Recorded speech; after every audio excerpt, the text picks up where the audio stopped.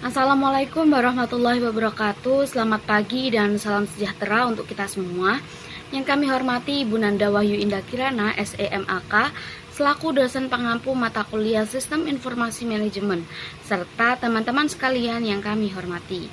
Perkenalkan, kami dari kelompok 1 yang akan mempresentasikan materi bab 10, implikasi etika teknologi informasi atau Ethical Implication of Information Technology. Di era digital saat ini, teknologi informasi telah menjadi bagian penting dalam kehidupan dan aktivitas organisasi. Namun, selain memberikan banyak manfaat, perkembangan teknologi juga menimbulkan berbagai permasalahan etika yang perlu diperhatikan, seperti privasi data, keamanan informasi, tanggung jawab penggunaan teknologi, serta kepatuhan terhadap aturan yang berlaku.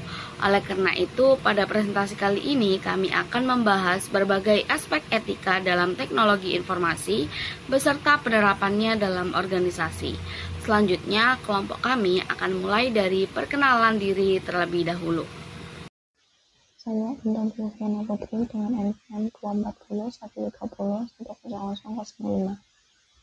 Saya Jauharatul Maknuna dengan NPM 24013010027. Perkenalkan, nama saya Istiaza Paramesti dengan NPM 240 130 10235.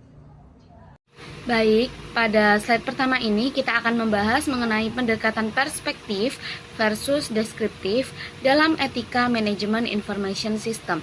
Yang pertama yaitu mengenai pendekatan perspektif. Pendekatan ini menjelaskan bagaimana sesuatu seharusnya itu dilakukan. Nah, ini adalah standar ideal yang tujuannya adalah memberikan panduan agar kita bisa menjalankan karir dengan sukses, sekaligus memberi kontribusi positif bagi dunia bisnis dan masyarakat. Kebalikannya yaitu pendekatan deskriptif. Pendekatan ini hanya menggambarkan apa yang benar-benar terjadi di lapangan, baik itu praktik yang baik maupun yang buruk. Misalnya ketika ada proyek manajemen information system yang gagal, nah kita bisa mendeskripsikan kegagalan itu sebagai pelajaran tentang apa yang tidak boleh ditiru. Memang akhir-akhir ini kita sering mendengar banyak kasus pelanggaran etika oleh perusahaan besar. Kondisi nyata ini kadang membuat pendekatan ideal atau perspektif terlihat seperti mimpi di siang bolong. Tapi itu tidak berarti kita harus meninggalkan standar ideal. Nah, kita tetap harus menekankan bahwa profesional di bidang bisnis dan sistem informasi memiliki tanggung jawab nyata untuk bertindak sesuai dengan batasan etika, moral, dan juga hukum. Memberikan contoh tentang apa yang tidak boleh dilakukan itu penting. Namun misi utama kita adalah menyediakan pijakan menuju praktik terbaik. Baik, di slide selanjutnya yaitu kita akan membahas mengenai moral, etika, dan juga hukum. Setelah memahami dua pendekatan, sekarang kita membahas 3 hal yang memandu perilaku kita sehari-hari, yaitu moral, etika, dan juga hukum. Yang pertama, kita akan membahas moral. Moral adalah tradisi keyakinan tentang mana yang benar dan mana yang salah. Kita mempelajarinya sejak kecil, misalnya perlakuan orang lain sebagaimana kamu ingin diperlakukan. Moral ini cenderung bersifat universal dan ada kesamaan di berbagai budaya. Melakukan apa yang benar secara moral adalah fondasi dari perilaku sosial kita. Yang kedua yaitu ada etika. Kata ini berasal dari bahasa Yunani yaitu ethos yang berarti karakter. Etika adalah kumpulan keyakinan dan standar yang membimbing seseorang atau sebuah komunitas. Bedanya dengan moral, etika bisa sangat bervariasi dari satu komunitas ke komunitas lain.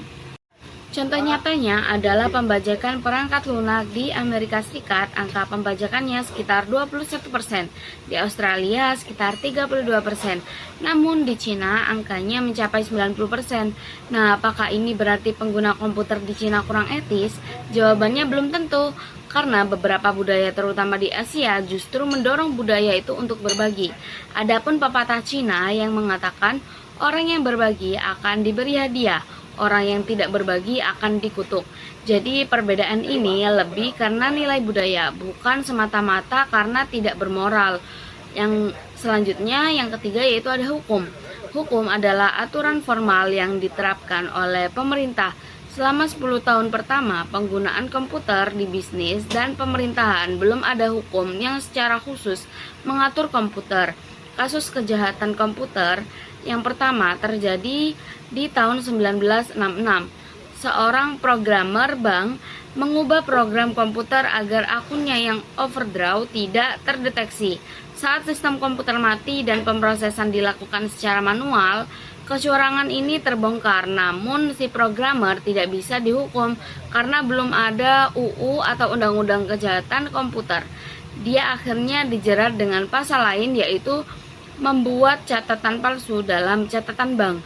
Jadi ketiganya, baik moral, etika, dan juga hukum sama-sama penting, tapi memiliki karakter dan konsekuensi yang berbeda-beda. Di slide selanjutnya, kita akan membahas mengenai legislasi komputer di Amerika Serikat, Uni Eropa, dan juga Cina. Tiga kawasan ini memiliki pendekatan hukum yang berbeda soal komputer. Di Amerika Serikat, legislasi mencakup 4 area. Pertama, hak akses data. Ada Freedom of Information Act, Fair Credit Reporting Act, dan Computer Matching and Privacy Act. Nah, yang kedua ada privacy yang diperluas pada tahun 1986, mencakup email dan data digital. Yang ketiga, kejahatan komputer di tahun 1984, akses tak sah ke data pertahanan nasional, jadi kejahatan berat. Yang keempat, yaitu patent software State Street Decision tahun 1998 yang menyatakan proses bisnis bisa dipatenkan. Lalu yang kedua yaitu di Uni Eropa yang merespons dengan usulan paten yang lebih ketat, tapi tahun 2005 Parlemen UE justru menolaknya. Yang ketiga yaitu Cina, yang dimana Cina ini mulai mendefinisikan privasi. Regulasi mereka melarang gangguan pada keamanan negara, kepentingan sosial, kepentingan sah warga, dan privasi. Namun hingga kini belum ada definisi resmi untuk istilah-istilah tersebut. Slide selanjutnya kita akan membahas mengenai moral, etika, dan juga hukum dalam perspektif penggunaan komputer dalam bisnis dipandu oleh 3 hal. Yang pertama yaitu moral. Moral adalah tradisi universal tentang benar dan salah yang kita pelajari sejak kecil. Yang kedua yaitu etika. Berbeda dengan moral, etika tidak didefinisikan secara presisi dan tidak selalu disepakati semua orang. Ini area paling kompleks karena sisi bab ini akan fokus pada etika. Nah, yang ketiga yaitu hukum. Dibanding moral dan etika, hukum paling mudah diinterpretasikan karena tertulis, jelas aturannya dan sanksinya. Dalam praktiknya, moral memberi fondasi, etika menavigasi area abu-abu, dan hukum memberi batasan tegas. Profesional yang baik harus menjalankan ketiganya secara seimbang. Baik, di sini saya akan menjelaskan mengenai network and ethics culture. Nah, budaya etika adalah sebuah organisasi yang tidak muncul secara spontan, melainkan berakar kuat pada kepribadian integritas pemimpinnya. Dalam dunia bisnis, terdapat keyakinan luas bahwa sebuah firma adalah cerminan dari pemimpinnya. Hubungan antara CEO dan perusahaan itu menjadi fondasi utama bagi pembentukan budaya etika. Nah, agar sebuah organisasi dapat beroperasi secara etis, manajemen tingkat atas itu harus menerapkan prinsip keteladanan. Salah satu yang berjauh pada tindakan mereka. Nah, perilaku konsisten ini dari jajaran SDM inilah yang kemudian mendefinisikan agenda etis perusahaan. Namun, keteladanan saja itu tidak cukup. Manajemen perusahaan itu memiliki 3 strategis untuk memastikan bahwa konsep etika tersebut merasuk ke seluruh jenjang organisasi, mulai dari level manajerial hingga menyentuh tingkat karyawan di tingkat operasional. Kemudian, proses internalisasi nilai-nilai ini dilakukan melalui mekanisme 3 tingkat yang terintegrasi. Yang pertama, credo perusahaan, yakni pernyataan ringkas mengenai nilai-nilai luhur yang dijunjung tinggi untuk menginformasikan pihak internal maupun eksternal terkait standar moral organisasi. Yang kedua, program etika. Nah, program etika ini terdiri dari berbagai aktivitas terencana seperti audit etika untuk memastikan bahwa setiap unit kerja benar-benar menjalankan nilai-nilai yang telah ditetapkan. Yang ketiga itu menyusun kode etik khusus. Nah, ini kan seringkali merupakan adaptasi dari standar industri atau profesi tertentu untuk mengatur perilaku spesifik karyawan secara teknis. Nah, sinergi antara credo sebagai visi, program sebagai penggerak, dan kode etik sebagai panduan perilaku harian ini menyebabkan sebuah ekosistem etika yang kokoh dalam menghadapi tantangan lingkungan bisnis dan perkembangan teknologi informasi. Nah, selanjutnya saya akan menjelaskan mengenai alasan pentingnya etika komputer. Nah, etika komputer itu didefinisikan sebagai analisis mengenai dampak sosial, teknologi komputer, serta penyusunan kebijakan untuk penggunaan teknologi tersebut secara etis. Nah, dalam lingkup perusahaan, CEO atau Chief Information Officer ini memegang peran sentral dalam memantau efek komputer bagi masyarakat dan merumuskan kebijakan internal. Namun, tanggung jawab ini tidak hanya berada di pundak CEO, melainkan memerlukan keterlibatan seluruh eksekutif, manajer di setiap departemen, hingga karyawan dalam memastikan penggunaan teknologi yang bertanggung jawab. Nah, terdapat 3 faktor utama yang didetailasi oleh James Moore mengapa etika komputer ini menjadi sangat krusial bagi masyarakat. Yang pertama itu kebenaran logis atau logical mobility, yaitu kemampuan komputer untuk diprogram melakukan apa saja melalui intervensi manusia. Yang kedua, faktor transformasi atau transformation factor, dan teknologi komputer mampu mengubah cara hidup manusia secara drastis seperti evolusi dari surat fisik ke email atau revolusi ke konferensi video sehingga memerlukan landasan etis baru. Yang ketiga, faktor ketidaktampakan atau invisibility factor, yaitu operasi internal komputer sering dianggap sebagai kotak hitam yang tidak terlihat. Nah, masyarakat ini tuh menuntut hak tertentu terkait penggunaan komputer oleh pemerintah dan bisnis yang dilakukan dalam akronim PAPA oleh Richard O. Mason. Nah, yang pertama itu hak atas privasi, yakni melindungi individu dari pengembalian dan penggunaan informasi pribadi tanpa izin, hingga tingginya nilai informasi dalam pengambilan keputusan saat ini. Yang kedua, hak atas akurasi atau akurasi, meskipun nilai komputer ini menawarkan identifikasi terbaik, masyarakat itu juga berhak menuntut keakuratan data karena sistem komputer ini pun tetap berisiko mengandung kesalahan. Yang ketiga, hak atas kepemilikan atau properti, ini terkait dengan kekayaan intelektual atau HPI, terutama program perangkat lunak yang dilindungi melalui hak cipta, paten, dan perjanjian lisensi. Yang keempat, hak atas akses atau accessibility. Nah, ini tuh menunjukkan bahwa masyarakat itu tak memiliki akses informasi yang kini banyak beralih ke basis data komersial, di mana akses tersebut seringkali memerlukan perangkat keras, perangkat lunak, dan biaya tertentu. Selanjutnya, saya akan menjelaskan mengenai information auditing. Nah, audit internal adalah fondasi dalam penggunaan komputer yang etis. Nah, berbeda dengan audit eksternal yang berfokus pada operasi laporan keuangan. Nah, auditor internal ini memiliki tanggung jawab yang lebih luas dalam mengawasi operasional perusahaan. Yang pertama itu ada posisi independen. Nah, secara struktural, departemen ini tuh berada di bawah komite audit dan mengabulkan langsung pada CEO atau CVO. Yang kedua, pasca Enron. Nah, pasca kasus Enron, independensi audit internal diperkuat oleh SEC untuk menghindari konflik kepentingan dan aktor eksternal. Ketiga, terkait signifikansi. Jadi, penempatan di level atas itu menjamin perjalanan penuh dari seluruh manajer di sebuah tingkatan organisasi. Nah, di samping berikut itu ada tingkatan-tingkatan yang harus dilakukan oleh auditor. Yang pertama itu ada Board of Director atau BODM dari audit internal. Yang kedua, di bawahnya ada CEO atau CVO. Di bawahnya ada Director of Internal Audit. Yang kedua, Associate dari Internal Auditing Department. Nah, ciri khas utama auditor internal itu kan objektivitas. Mereka bekerja secara independensi tanpa terikat pada unit bisnis atau kelompok manapun di perusahaan. Nah, di dalamnya auditor ini memiliki fungsi nasihatnya. Ini auditor hanya bekerja dalam kapasitas nasihat atau advisory, bukan operasionalnya. Yang kedua, terdapat pemilikan tanggung jawab. Jadi mereka yang tidak bertanggung atas operasional bahwa sistem yang mereka bantu kembangkan untuk menjaga netralitas saat evaluasi. Yang ketiga itu ada kesetiaan. Jadi loyalitas mereka itu hanya tertuju pada dewan direksi, CEO, dan CVO. Nah, selanjutnya juga terdapat ada 4 jenis audit yang dilakukan untuk menjaga kualitas dan kepatuhan sistem. Yang pertama, audit finansial, yakni memverifikasi akurasi catatan keuangan organisasi. Yang kedua, audit operasional, yakni memvalidasi efektivitas prosedur dengan fokus pada kecakupan kontrol, efisiensi, dan kepatuhan atau compliance terhadap kebijakan. kemudian ke audit berkelanjutan atau concurrent audit. Jadi proses audit ini dilakukan secara terus-menerus atau real time untuk mendeteksi anomali dengan segera. Yang keempat itu desain sistem pengendalian internal. Ini tuh meletakkan auditor sejak awal pada pengembangan sistem untuk meminimalkan risiko kesalahan. Oke, kemudian ada saving ethics in information technology. Jadi di sini tuh pentingnya budaya etika teknologi informasi itu diperlukan untuk menjaga kepercayaan, integritas, dan keberlanjutan organisasi.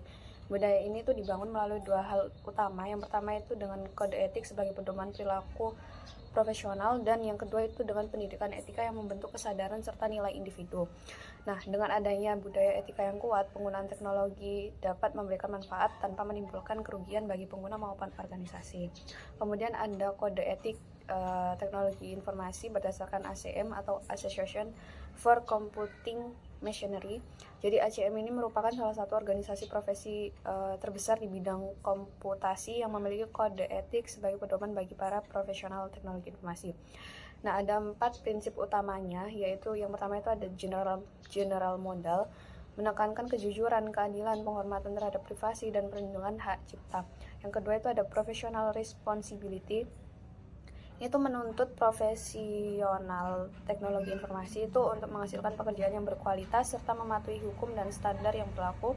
Yang ketiga itu ada leadership, di mana pemimpin itu harus bertanggung jawab menciptakan lingkungan kerja yang etis dan melindungi kepentingan pengguna. Yang keempat itu ada compliance, itu setiap anggota itu harus mematuhi dan menegakkan kode etik yang telah ditetapkan.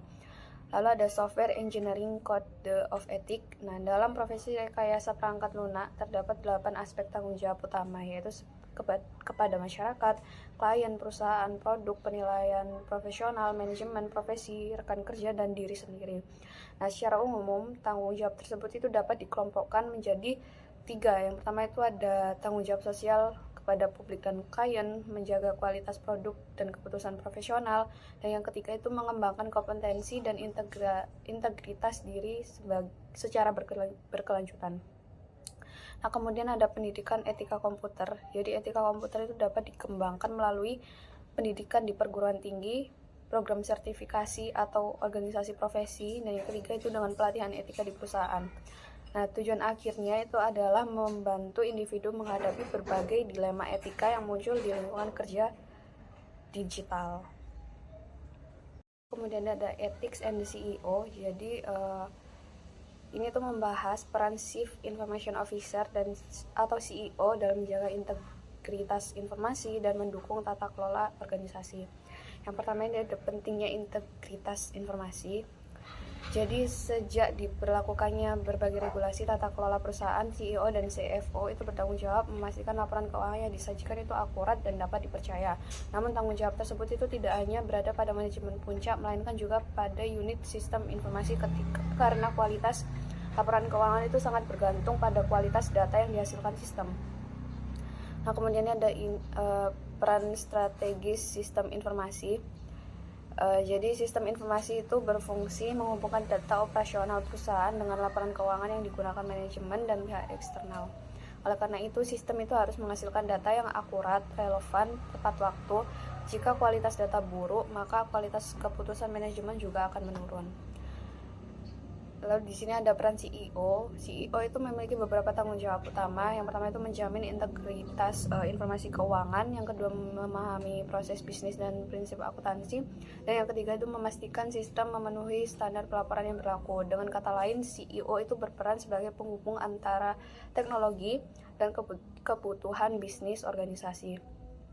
Kemudian ada evaluasi dan pengembangan sistem. CEO itu juga harus meninjau sistem pelaporan dan transaksi, mengidentifikasi kelemahan sistem, memberikan rekomendasi perbaikan, dan melaporkan hasil evaluasi kepada manajemen dan komite terkait.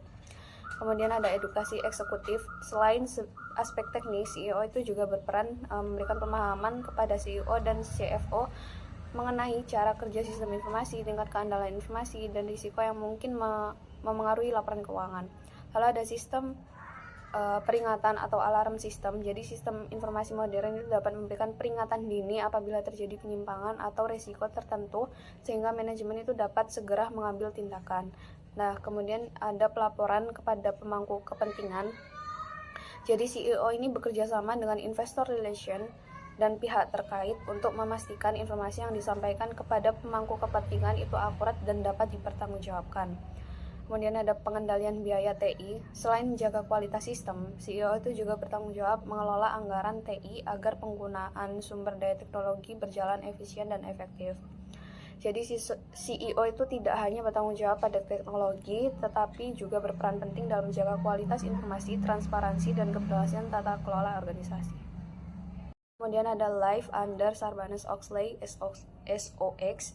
Jadi latar belakang adanya SOX ini lahir setelah terjadinya skandal besar seperti Enron, WorldCom, HealthSouth, dan Tyco International. Jadi kasus-kasus tersebut itu menunjukkan adanya manipulasi laporan keuangan yang merugikan investor. Karena itu, pemerintah Amerika Serikat itu mengeluarkan Sarbanes-Oxley Act tahun 2002 untuk meningkatkan transparansi dan akurasi laporan keuangan. Nah, kemudian ada dampak SOX ini pada sistem informasi. Jadi SOX ini membuat sistem informasi itu memiliki peran yang sangat penting karena CEO dan CFO itu wajib menyetujui laporan keuangan, perusahaan itu wajib memiliki pengendalian internal yang efektif, dan sistem informasi itu harus menghasilkan data yang relevan, akurat, lengkap, dan tepat waktu. Akibatnya, auditor dan tim TI itu harus bekerja sama memastikan kualitas data dan pengendalian sistem. Kemudian ada SOX Section 404, ini tuh fokusnya pada pengendalian internal. Bagian ini merupakan salah satu ketentuan paling penting dalam SOX. Fokusnya itu adalah memastikan perusahaan itu memiliki pengendalian internal yang efektif terhadap laporan keuangan. Nah, peran CEO itu meliputi mengidentifikasi sistem yang terkait laporan keuangan, menganalisis risiko, mendesain dan mengimplementasikan kontrol, melakukan dokumentasi dan pengujian kontrol, dan memantau efektivitas pengendalian secara berkala. Nah, kemudian ada SOX Section 404, ini real-time reporting. Jadi SOX ini mengharuskan perusahaan itu melaporkan perubahan material secara tepat dan cepat kepada publik. Agar hal ini dapat dilakukan, maka data itu harus tersedia secara real-time, input harus akurat, dan dokumen audit harus disimpan minimal 5 tahun. Nah, hubungan SOX dan COBIT. Jadi COBIT itu digunakan sebagai kerangka kerja tata kelola teknologi informasi yang membantu organisasi itu memenuhi persyaratan SOX. Jadi COBIT itu mendukung pengendalian internal, manajemen risiko, dan kepatuhan terhadap regulasi. Nah, kemudian ada perspektif SOX. Jadi secara keseluruhan SOX itu mendorong transparansi yang lebih tinggi, akuntabilitas manajemen, praktik bisnis yang lebih etis, dan tata kelola perusahaan yang lebih baik atau good corporate governance.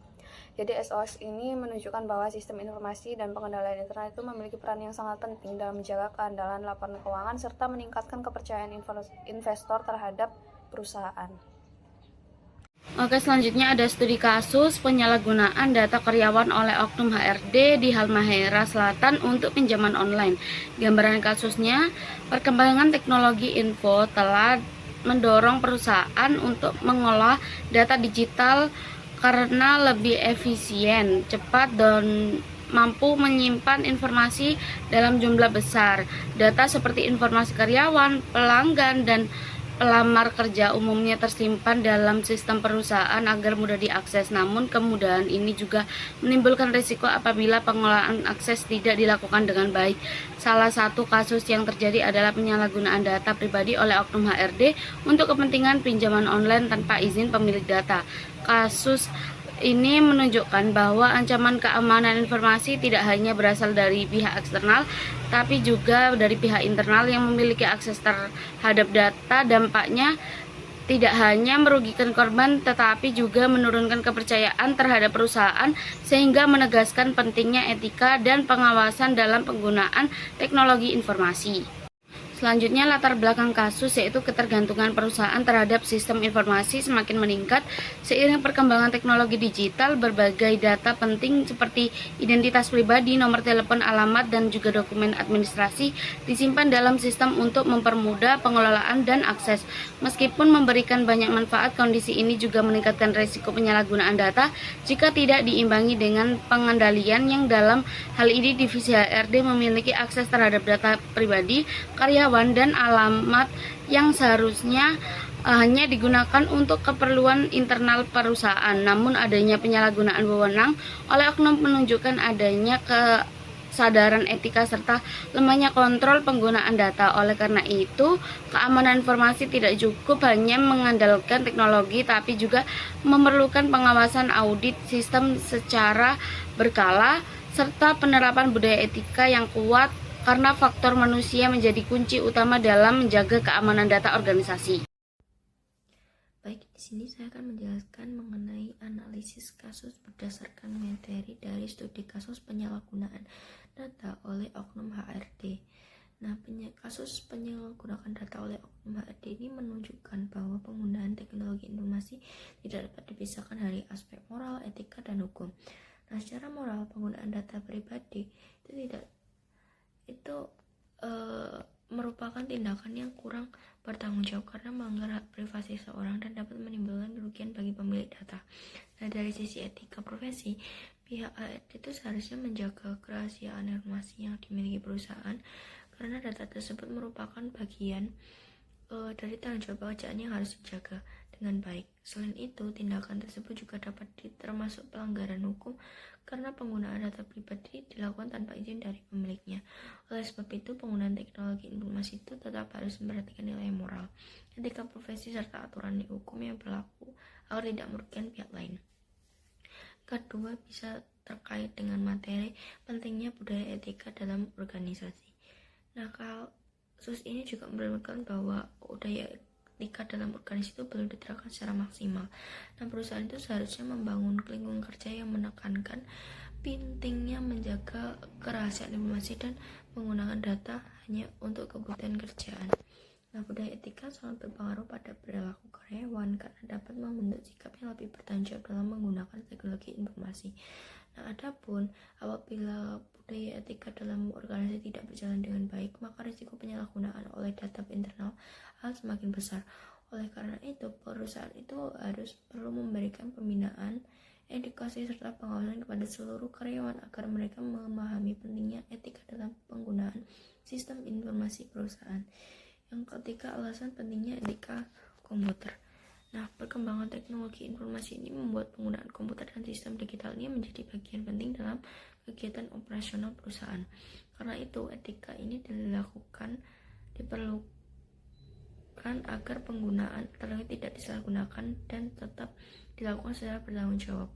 Nah, dalam kasus ini, teknologi yang seharusnya digunakan untuk membantu pengelolaan dan perusahaan ini malah justru dimanfaatkan untuk kepentingan pribadi oleh oknum tertentu. Nah, hal tersebut menunjukkan bahwa etika komputer ini memiliki peran penting dalam mengatur bagaimana seseorang ini menggunakan teknologi dan data yang dimiliki perusahaan. Nah, dengan adanya etika komputer ini, maka pengguna sistem itu diharapkan memahami batasan penggunaan dan sehingga akan dimiliki tidak dipakai secara sembarangan. Selanjutnya itu ada audit informasi. Nah, kasus penyalahgunaan data ini juga berkaitan dengan pentingnya audit informasi dalam organisasi. Nah, audit informasi ini dilakukan untuk memastikan bahwa penggunaan dalam informasi ini berjalan sesuai prosedur dan akses terhadap data digunakan sebagaimana motifnya. Nah, kurangnya pengawasan terhadap aktivitas pengguna dalam sistem menyebabkan ini penyalahgunaan tidak diketahui sejak awal. Jika perusahaan ini memiliki sistem audit informasi yang baik, maka aktivitas akses data juga akan dipantau dan dicatat secara berkala sehingga tindakan yang dicurigakan itu dapat segera terdeteksi.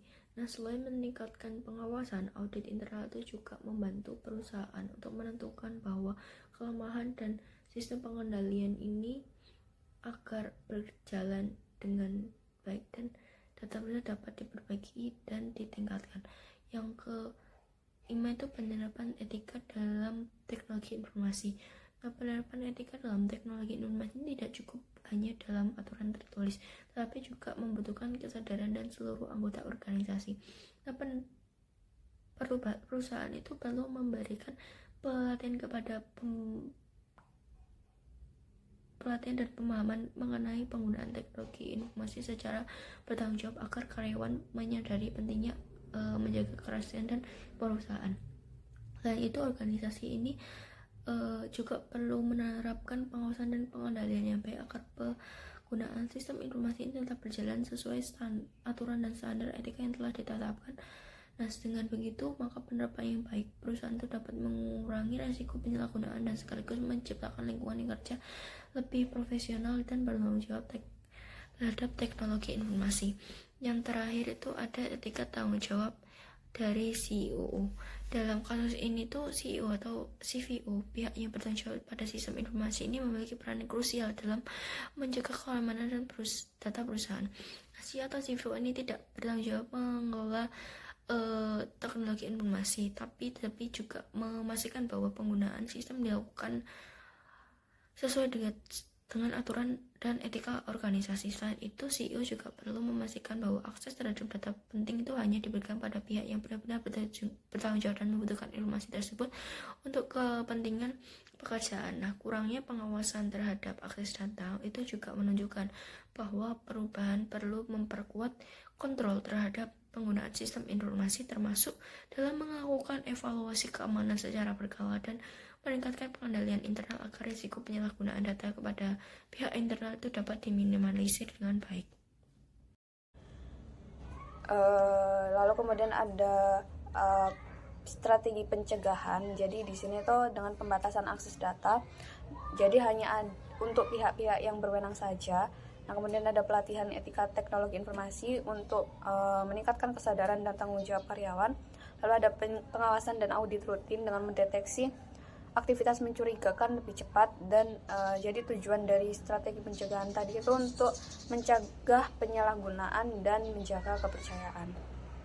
Kemudian ada pencegahan berdasarkan materi. Jadi dengan budaya etika organisasi menekankan bahwa data itu sebagai aset yang harus dijaga.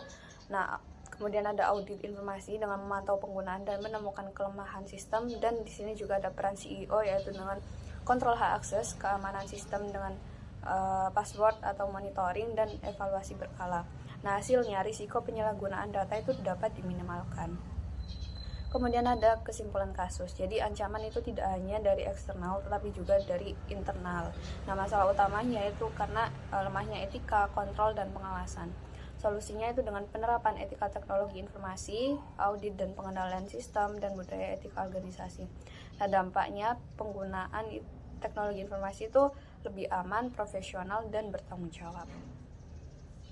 Baik, saya akan menjawab pertanyaan dari Denia. Menurut kami, langkah yang paling penting adalah membangun budaya etika dan kesadaran keamanan informasi di dalam organisasi. Selain itu, perusahaan perlu menerapkan pembatasan hak akses sesuai kebutuhan pekerjaan serta melakukan audit sistem secara berkala agar penyalahgunaan akses dapat diminimalkan.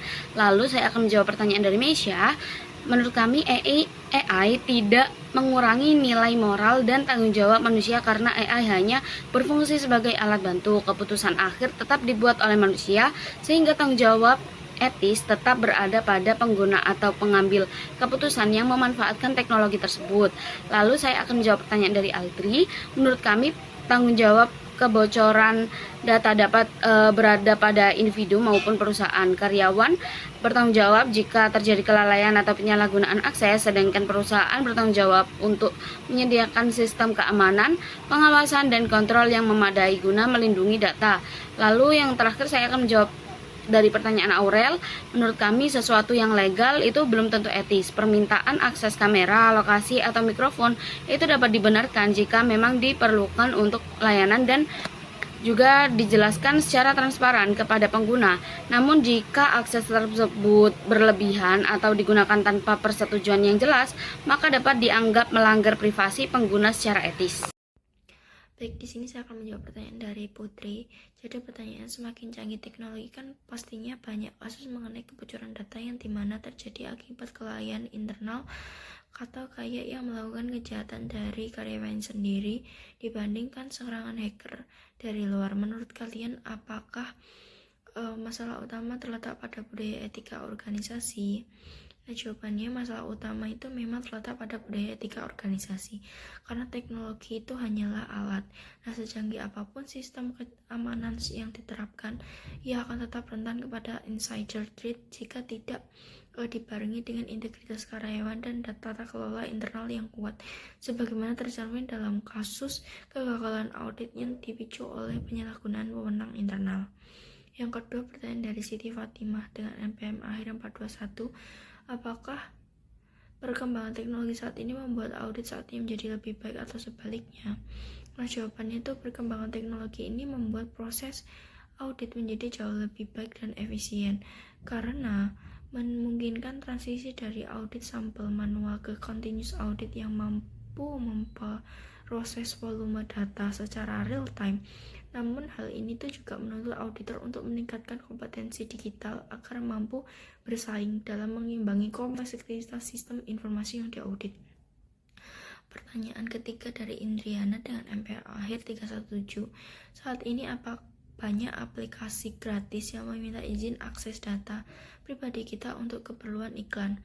Menurut perspektif konsep PAPA, apakah hal ini model bisnis seperti itu melanggar etika privasi atau tidak? Nah, jawabannya dalam perspektif konsep PAPA, model bisnis aplikasi gratis yang mengeksploitasi data pribadi untuk iklan itu seringkali melanggar etika privasi karena seringkali tidak memenuhi standar transparansi terkait pengumpulan data atau privasi dan mengaburkan batasan kepemilikan data pengguna properti sehingga mengutamakan keuntungan komersial di atas hak fundamental pengguna. Oke, menjawab pertanyaan Azi dengan NPM akhir 022. Jadi pertanyaannya adalah mengapa cakupan deskriptif sering dianggap tidak cukup untuk menangani dilema etika baru yang muncul dari perkembangan teknologi. Jadi jawabannya adalah pendekatan deskriptif itu dianggap tidak cukup karena dia itu hanya menjelaskan apa yang terjadi tanpa memberikan panduan tentang apa yang seharusnya dilakukan. Jadi dalam konteks perkembangan teknologi, banyak masalah baru seperti AI, privasi data, dan keamanan digital, dan belum ada standar baku yang sepenuhnya jelas. Nah, jika hanya menggunakan pendekatan deskriptif saja, maka organisasi itu hanya mampu memahami fenomenanya saja, tetapi tidak mampu mengambil keputusan yang etis. Jadi diperlukan pendekatan normatif juga yang berfokus pada prinsip moral seperti keadilan, tanggung jawab, dan privasi. Kemudian pertanyaan dari Hani dengan NPM akhir 002, pertanyaannya adalah menurut kalian apakah semua penggunaan teknologi pasti punya dampak etis? Nah, jawabannya itu hampir semua penggunaan teknologi itu memiliki dampak etis karena teknologi itu selalu berhubungan dengan manusia, data, dan keputusan. Contohnya media sosial berhubungan dengan privasi dan penyebaran hoaks, AI berhubungan dengan bias algoritma, dan big data itu juga adanya potensi pelanggaran privasi. Nah, dampak ini itu bisa positif atau negatif tergantung bagaimana teknologi digunakan. Oleh karena itu, penting untuk selalu mempertimbangkan aspek etika dalam setiap penggunaan teknologi. Kemudian menjawab pertanyaan dari Isna dengan NPM akhir 001. Pertanyaannya adalah, menurut kalian apakah perusahaan saat ini tuh benar-benar menerapkan budaya etika atau hanya sekedar formalitas untuk menjaga citra perusahaan?